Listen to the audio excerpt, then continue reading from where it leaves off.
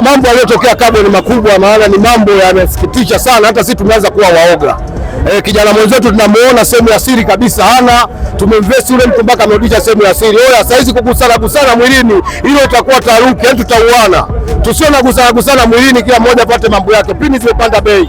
Oya wanangu, kitu hiki cha kuamini kimetokea na sisi tumeona kwa macho yetu, sio maigizo, sio uongo. Oya wanaume, lazima jitafute, sasa tunatafutwa mwanangu. Sasa hizi ugonjwa mkubwa ni kushikwa, sio corona tena. Yaani ndio ugonjwa unaoongoza. Tumekuwa waoga muda wote. Hata hivi vidogo vinapotea tena. Mimi nafikiri mchezo ambao umeanzishwa sasa hivi ni mchezo wa kijinga sana. Kwa sababu ni mchezo ambao umegusa asilimia kubwa kwa wanaume. Sasa hivi vijana tunatakiwa tuwe makini sana. Na mimi nimepata nafasi ya kuliongelea hili kwa sababu nimeweza kuliongelea. Hii issue bwana sio issue nzuri. Ya kuanza kuchukuana makende, yani sio issue nzuri. Kwa hiyo ni issue ambayo imetokea pia na siku ya leo kwa Kabwe hapa.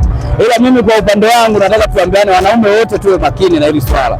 Mtu kama umuelewi ngoja nitoe kasi kwenu kimwenda. Ila mimi nichoamini tu, mimi sina kuongea, mimi ninachojua tu ushirikina upo. Nini kimetokea labda hapa Kabwe? Kama hivyo, kama mtu kama ni mwanamke tu kumgusa bega tu anakuta mzigo upo. Unadaiwa huo hivyo vitu wananavyo wapi labda? Sasa hapo ndio hata mimi sielewi, mimi hatujui. Asante kwa kuifuatilia Baharia TV. Usisahau kulike, kusubscribe, kucomment na kushare.